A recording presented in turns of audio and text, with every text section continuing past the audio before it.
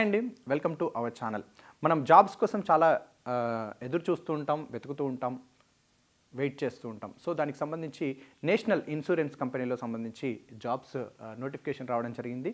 So national insurance కంపెనీలో 274 administrative officers, దానికి సంబంధించి జర్నలిస్ట్, స్పెషలిస్ట్, స్కేల్ 1 పోస్టుల భర్తీకి నోటిఫికేషన్ విడుదల చేయడం జరిగింది. వీటిని వచ్చేసి రాత పరీక్ష, అట్లాగే డాక్యుమెంట్ వెరిఫికేషన్, ఇంటర్వ్యూ ఆధారంగా దీంట్లో సెలెక్ట్ చేయడం అనేది జరుగుతుంది. సో ఇందులో రిజర్వ్ కేటగిరీకి సంబంధించి, అదేవిధంగా వివిధ విభాగాలకు సంబంధించినటువంటి నోటిఫికేషన్లు అనేది విడుదల చేయడం జరిగింది. సో వాటికి సంబంధించినటువంటి పే స్కేల్ ఎట్లా ఉంటుంది, క్వాలిఫికేషన్స్ ఎట్లా ఉండాలి, అనుభవం ఎట్లా ఉండాలి, అట్లాగే ఆ ప్యాటర్న్ సెలెక్షన్ ప్రాసెస్ అనేది ఎట్లా ఉంటుంది ఏంటిది అనేది ఒక్కసారి చూద్దాం. మొత్తంగా 274 అడ్మినిస్ట్రేటివ్ ఆఫీసర్కి సంబంధించినటువంటి పోస్టులు అనేది విడుదల చేయడం జరిగింది. ఇక్కడ అన్రిజర్వ్డ్ కింద 125 పోస్టులు ఉన్నాయి. ఇక ఓబీసీలకు సంబంధించి 57 ఉన్నాయి. ఇంకా ఎస్సీలకు సంబంధించి 44 పోస్టులు, ఎస్టీలకు సంబంధించి 21, ఈడబ్ల్యూఎస్లకు సంబంధించి 27 పోస్టులు అనేది కేటాయించడం జరిగింది. వాటికి మనందరం కూడా ఎవరైతే ఎలిజిబుల్లో వాళ్ళు అప్లై చేసుకోవడానికి అవకాశం ఉంది. ఇక డాక్టర్స్కి సంబంధించి ఇందులో 28 పోస్టులు ఉన్నాయి. MBBS, MD, MS, PG medical degree pass అయి ఉండాలి ఇందులో ఏదైనా ఒకటి. సో లేదా నేషనల్ మెడికల్ కమిషన్ గుర్తించినటువంటి మెడికల్ డిగ్రీ పూర్తి చేసిన వాళ్ళు దీనికి అప్లై చేసుకోవడానికి అవకాశం ఉంది. నేషనల్ మెడికల్ కమిషన్లో రిజిస్టర్ అయి కూడా ఉండాల్సి ఉంటుంది. సో సంబంధిత ఇప్పుడు ఎగ్జాంపుల్ మన సంబంధించినటువంటి కోర్స్ ఏదైతే చూస్తామో దానికి సంబంధించినటువంటి కమిటీలు, కౌన్సిల్ ఇట్లాంటివన్నీ ఉంటాయి కదా. సో దానికి సంబంధించినటువంటి వాటిల్లో రిజర్వేషన్ ఖచ్చితంగా చేసుకొని ఉండాలి. సో అట్లాగే రిజిస్టర్ అయి ఉండాలి. అట్లాగే కూడా ఇది కూడా. ఇక లీగల్కి సంబంధించి 20 ఖాళీలు ఉన్నాయి. దానికి సంబంధించి చూస్తే లా గ్రాడ్యుయేట్స్ లేకపోతే పోస్ట్ గ్రాడ్యుయేషన్లో 60% మార్కులతో పూర్తయి ఉండాలి. ఎస్సీ ఎస్టీ అభ్యర్థులకు 50% మార్కులు ఉంటే సరిపోతుంది. ఇది లీగల్కి సంబంధించి. ఇక ఫైనాన్స్కి సంబంధించి చూస్తే 30 ఖాళీలు ఉన్నాయండి. సో చార్టెడ్ అకౌంట్, ఐసీఏఐ లేదా కాస్ట్ అకౌంటెంట్, ఐసీడబ్ల్యూఎస్ ఇందులో ఏదైనా ఒకటి పూర్తి చేసి ఉండాలి. లేదా బీకమ్ లేదా ఎంకమ్ అయ్యేది ఉంటే 60%తో పాస్ అయి ఉండాలి. ఎస్సీ ఎస్టీ అభ్యర్థులకైతే 55% వస్తే సరిపోతుంది. ఇక నెక్స్ట్ వచ్చేసి ఫైనాన్స్కి సంబంధించి చూసినాం కదా. యాక్చురియల్కి సంబంధించి చూస్తే 2 ఖాళీలు ఉన్నాయండి. దానికి సంబంధించి స్టాటిస్టిక్స్ లేదా మ్యాథమెటిక్స్ లేదా యాక్చురియల్ సైన్స్ డిగ్రీ పాస్ అయ్యి 60% మార్కులతో సాధించిన వారే ఉండాలి. ఇక ఎస్సీ ఎస్టీ అభ్యర్థులకైతే 55% వస్తే సరిపోతుంది. ఇక ఇన్ఫర్మేషన్ టెక్నాలజీ ఐటీకి సంబంధించి చూస్తే 20 ఖాళీలు ఉన్నాయి.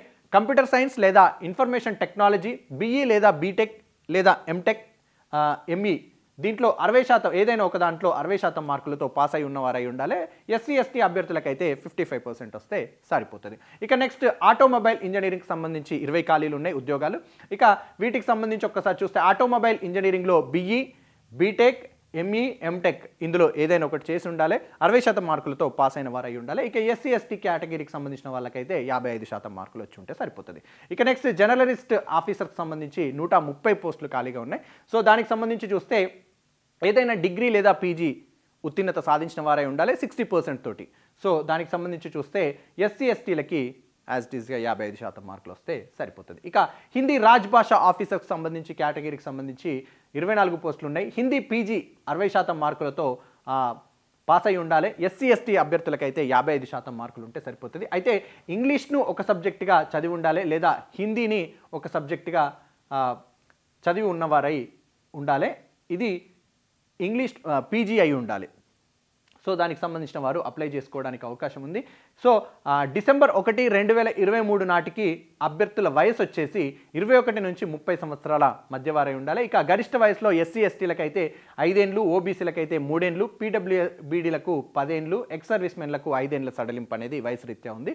సో దానికి సంబంధించి దరఖాస్తు ఫీజు ఎస్సీ ఎస్టీ పీడబ్ల్యూబీడీ అభ్యర్థులకు 250, ఇతరులకు 1000 రూపాయలు చెల్లించాల్సి ఉంటుంది. ఇక ఎంపిక విధానం అనేది ఎట్లుంటుంది ఏంది అనేది ఒక్కసారి చూస్తే హిందీ ఆఫీసర్ పోస్టులకు సంబంధించి వారికి తప్ప మిగతా అన్ని పోస్టులకు ఎంపిక విధానం ఒకేలాగుంటుంది. సో రాత పరీక్షను 2 దశల్లో నిర్వహిస్తారు. ఫేజ్ 1 అట్లాగే దానికి సంబంధించి ఆన్లైన్లో ప్రిలిమినరీ, ఇంకా ఫేజ్ 2లో ఆన్లైన్ మెయిన్ పరీక్షలు అనేది నిర్వహించడం జరుగుతుంది. ఇంకా ఫేజ్ 1 ప్రిలిమినరీ ఎట్లా ఉంటుంది అనేది ఒక్కసారి చూస్తే ఇది ఆబ్జెక్టివ్ పరీక్ష మల్టిపుల్ చాయిస్ విధానంలో 100 మార్కులకు కేటాయించడం జరుగుతుంది. వ్యవధి వచ్చేసి 1 అవర్లో.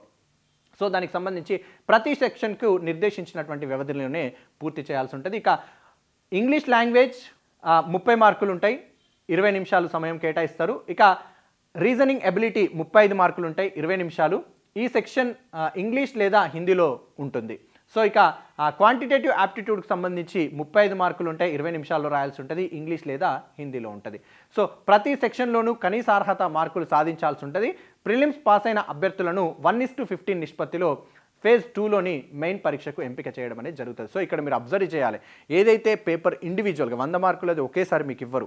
సో ఏదైతే సబ్జెక్టు పరంగా ఇంగ్లీష్ అయితే ఇంగ్లీషు, ఇంకా వేరే ఇతరత్ర అయ్యేది ఉంటే దానికి సంబంధించి ఇండివిజువల్గా ఆ 1 అవర్లో మీకు సంబంధించినటువంటి 3 కేటగిరీలకు సంబంధించినటువంటి పేపర్స్ ఇస్తారు. ఒకదానికి 20 నిమిషాలు, ఒకదానికి 30 నిమిషాలు, ఇంకొక దానికి 20 నిమిషాల లాగా మీకు అనేది ఇవ్వడం జరుగుతుంది. సో ఆ ప్రకారంగా మీరు గంటలోపు రాయాల్సి ఉంటుంది. సో ఇక ఫేజ్ 2కి చూస్తే ఇక్కడ ఒక జాబ్కి సంబంధించి 15 మందిని ఫస్ట్ నుంచి మెయిన్స్కి సెలెక్ట్ చేయడం అనేది జరుగుతుంది. సో ఫేజ్ 2 మెయిన్ పరీక్షకు సంబంధించి చూస్తే ఇది కూడా ఆబ్జెక్టివ్ విధానంలోనే 250 మార్కులకు ఉంటుంది. డిస్క్రిప్షన్ పరీక్ష 30 మార్కులకు ఉంటుంది. ఆబ్జెక్టివ్ పూర్తయిన వెంటనే డిస్క్రిప్టివ్ పరీక్ష రాయాల్సి ఉంటుంది. సో వ్యవధి వచ్చేసి దీనికి 3 గంటలు. సో జనరలిస్ట్, స్పెషలిస్టులకు వేరువేరుగా ఉంటుంది. సో జనరలిస్టులకి వచ్చేసి 5 సెక్షన్లు ఉంటాయి. రీజనింగ్ 50 మార్కులు, 50 ప్రశ్నలు, ఇంగ్లీష్లో లేదా హిందీలో ఉంటుంది. వ్యవధి వచ్చేసి 40 నిమిషాలు. ఇక ఇంగ్లీష్ లాంగ్వేజ్ 50 ప్రశ్నలు, 50 మార్కులకు, వ్యవధి 40 నిమిషాలు ఉంటుంది. సో జనరల్ అవేర్నెస్కి సంబంధించి 50 మార్కులు, 50 ప్రశ్నలు, వ్యవధి 40 నిమిషాలు ఉంటుంది. కంప్యూటర్ నాలెడ్జ్కి సంబంధించి చూస్తే 50 ప్రశ్నలు ఇస్తారు 50 మార్కులకి, వ్యవధి వచ్చేసి 30 నిమిషాలు ఉంటుంది. ఇక క్వాంటిటేటివ్ యాప్టిట్యూడ్కి సంబంధించి 50 ప్రశ్నలు ఉంటాయి 50 మార్కులకి, వ్యవధి 40 నిమిషాలకు. ప్రశ్నపత్రం మొత్తం కూడా 250 మార్కులకు ఇంగ్లీష్ లేదా హిందీ భాషల్లో ఉంటుంది. ఇక దీనికి సంబంధించి స్పెషలిస్టులకు సంబంధించి 6 సెక్షన్లకు 250 మార్కులు ఉంటాయి. ప్రశ్నపత్రం ఇంగ్లీష్ లేదా హిందీలో ఉంటుంది. సెక్షన్ 1లో రీజనింగ్ వచ్చేసి 40 ప్రశ్నలు 40 మార్కులకు 35 నిమిషాల్లో కంప్లీట్ చేయాలి. ఇక సెక్షన్ 2లో వచ్చేసి ఇంగ్లీష్ లాంగ్వేజ్ 40 మార్కులకు 40 ప్రశ్నలు ఉంటాయి, 30 నిమిషాల్లో రాయాల్సి ఉంటుంది. ఇక సెక్షన్ 3లో వచ్చేసి జనరల్ అవేర్నెస్ 40 ప్రశ్నలు 40 మార్కులకు ఉంటుంది, 20 నిమిషాల్లో రాయాలి. సెక్షన్ 4 వచ్చేసి కంప్యూటర్ నాలెడ్జ్కి సంబంధించి 40 ప్రశ్నలు 40 మార్కులకు ఉంటుంది, 25 నిమిషాల్లో రాయాల్సి ఉంటుంది. సెక్షన్ 5లో వచ్చేసి క్వాంటిటేటివ్ యాప్టిట్యూడ్ 40 ప్రశ్నలు 40 మార్కులకు ఉంటుంది, 35 నిమిషాల సమయం కేటాయిస్తారు. సో సెక్షన్ 6 వచ్చేసి టెక్నికల్ అండ్ ప్రొఫెషనల్ నాలెడ్జ్కి సంబంధించి 50 ప్రశ్నలు 50 మార్కులకు ఉంటుంది, 35 నిమిషాల్లో. ఇక ఇంగ్లీష్ లాంగ్వేజ్ డిస్క్రిప్టివ్ టెస్ట్కు 30 మార్కులు కేటాయిస్తారు. ఎస్ఏ వచ్చేసి 10 మార్కులు, ప్రెస్సే వచ్చేసి 10, కాంప్రహెన్షన్ వచ్చేసి 10 మార్కులకు ఉంటుంది. ఇది అర్హత పరీక్ష మాత్రమే అనేది గుర్తుపెట్టుకోవాలి. ఇంటర్వ్యూ లేదా తుది జాబితా తయారులో దీంట్లో సాధించిన మార్కులకు పరిగణలోకి తీసుకోరు.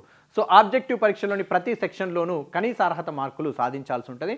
ప్రతి తప్పు సమాధానానికి 1/2 మార్కు తగ్గిస్తారు, అంటే ఇక్కడ నెగిటివ్ మార్క్స్ ఉన్నాయి అన్నట్టు. సో రాజ్భాష ఆఫీసర్లకు సంబంధించి ఒక్కసారి చూస్తే ఆన్లైన్ రాత పరీక్ష 250 మార్కులకు ఉంటుంది. వ్యవధి 3 గంటల 30 నిమిషాలకి ప్రశ్న ఉంటాయి. ఇందులో ప్రశ్నపత్రంలో 6 సెక్షన్లు ఉంటాయి. వాళ్ళకి సంబంధించినవి కూడా ఇంతకుముందు సేమ్ మనం చెప్పుకున్నట్లుగానే సెక్షన్ 1లో రీజనింగ్ 40 ప్రశ్నలు 40 మార్కులకు 35 నిమిషాలు కేటాయిస్తారు. సెక్షన్ 2లో వచ్చేసి జనరల్ అవేర్నెస్ 40 ప్రశ్నలు 40 మార్కులకి 25 నిమిషాల్లో. ఇక సెక్షన్ 3లో వచ్చేసి ఇంగ్లీష్ లాంగ్వేజ్ 40 ప్రశ్నలు 40 మార్కులకు 35 నిమిషాల్లో రాయాల్సి ఉంటుంది.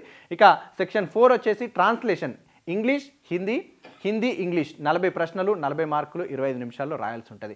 ఇక సెక్షన్ 5లో వచ్చేసి హిందీ ఇంగ్లీష్ గ్రామర్ లేదా వొకాబులరీకి సంబంధించి యాక్ట్ నాలెడ్జ్ లేదా అఫీషియల్ లాంగ్వేజ్ ఇంప్లిమెంటేషన్ రూల్స్ 40 ప్రశ్నలు 40 మార్కులకు 30 నిమిషాల్లో రాయాల్సి ఉంటుంది. ఇక Hindi language SA, ప్రెసీ, comprehension, letter writing, descriptive 4 ప్రశ్నలు ఉంటాయి, 50 మార్కులు, 60 నిమిషాల సమయం కేటాయిస్తారు.